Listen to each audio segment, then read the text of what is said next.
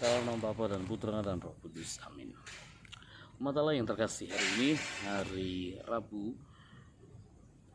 tanggal 19 Januari. Injil yang kita renungkan dari Markus 3 ayat 1 sampai dengan ayat 6. Bahwa Yesus pada hari ini harus menghadapi satu kelompok atau dua pihak, lebih tepatnya bahwa pihak yang pertama seseorang yang ingin disembuhkan, yang mohon penyembuhan, dan kelompok atau pihak yang kedua ialah pihak yang ingin mendiskreditkan Tuhan, dia ingin menjatuhkan Tuhan. Kelompok yang pertama menginginkan kesembuhan, kelompok yang kedua yakni orang Farisi tidak menaruh perhatian atau hanya sedikit minat untuk melihat penderitaan si sakit. Tentu Yesus berusaha untuk melunakkan kekerasan hati mereka. Oleh karena itu, Yesus selalu mengajukan sebuah argumen yang menurut kita luar biasa. Dia bertanya kepada orang Farisi, apakah diperbolehkan berbuat baik pada hari Sabat atau tidak?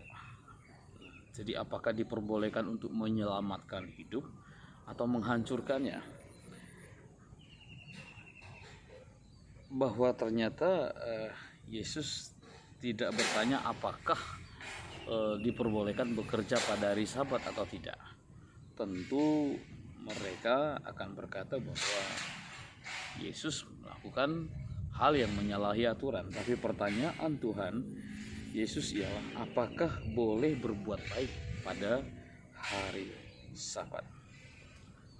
Jadi perbuatan baik yang dilakukan terutama untuk memelihara jiwa sesungguhnya tidak dilarang pada hari Sabat. Maka ketika dikatakan apa yang akan dilakukan seseorang ketika binatang peliharaannya jatuh ke dalam sumur, bukankah dia akan menyelamatkannya?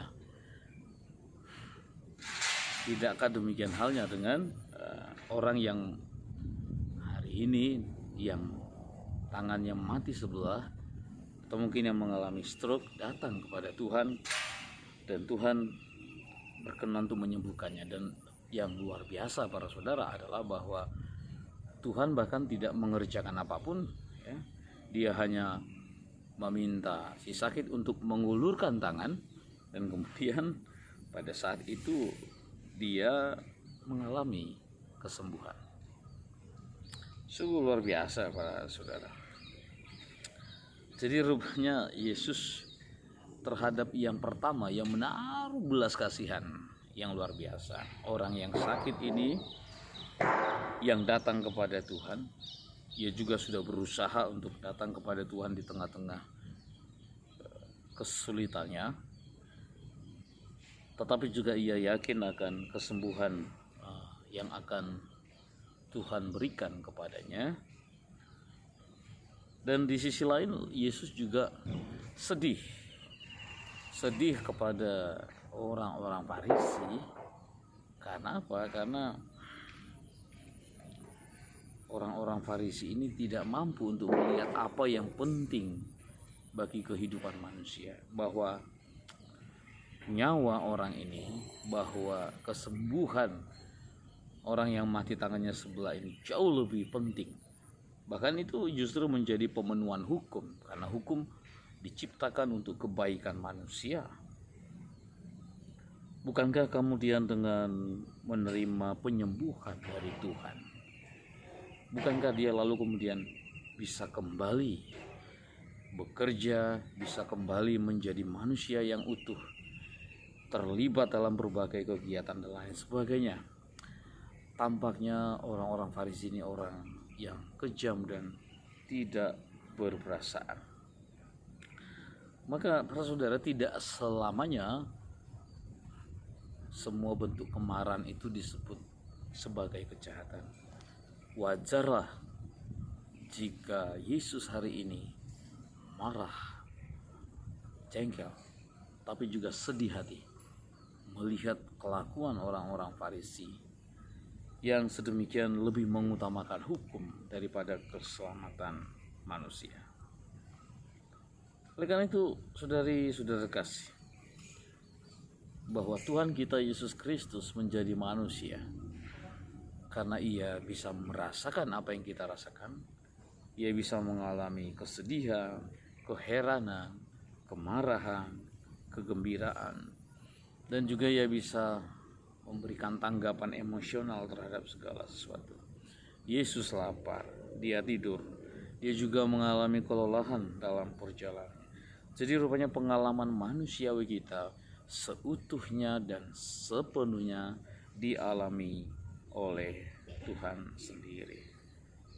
Jadi saudara-saudara terkasih, melalui pengalaman dua pihak yang digambarkan pada hari ini. Pertama ialah orang yang mati tangannya sebelah. Ia datang kepada Tuhan. Mari Anda, saya, kita semua jangan bermalas-malasan. Mari kita datang kepada Tuhan. Mari kita berusaha untuk aktif dalam memelihara iman kita, menumbuhkan hati yang berbelas kasih. Tuhan tidak ingin bahwa kita lalu bermalas-malasan. Tetapi kemudian hal yang kedua, Tuhan juga akan sedih ketika Anda, saya, dan kita semua hidup dalam kekerasan hati. Kita semua punya pengalaman itu. Mungkin itu adalah umat kita, bagaimana mereka sungguh tegar tengkuk, tidak mau membuka diri terhadap sesuatu yang membuat mereka menjadi lebih baik. Tetapi biarlah kemudian karya Tuhan terus bekerja, sehingga orang-orang yang harus mendapatkan belas kasihan memperoleh pengharapan, memperoleh penghiburan yang kuat dari Tuhan. Tetapi lalu kemudian biarlah juga orang yang mengalami kekerasan hati semakin hari melihat pengalaman kasih Allah, kemudian kekerasan hatinya semakin hari semakin hilang, semakin dipudarkan, sehingga kemudian orang-orang di hadapan Kristus kita ini menjadi satu rasa, menjadi satu perasaan, sungguh menjadi orang yang mampu untuk berbagi pada orang lain dan mengusahakan dan memikirkan apa yang baik dan penting bagi orang lain. Tidak lalu menjadi seperti orang Farisi hari ini. Semoga Tuhan memberkati kita semua, Bapa, Putra, dan Roh Kudus. Amin.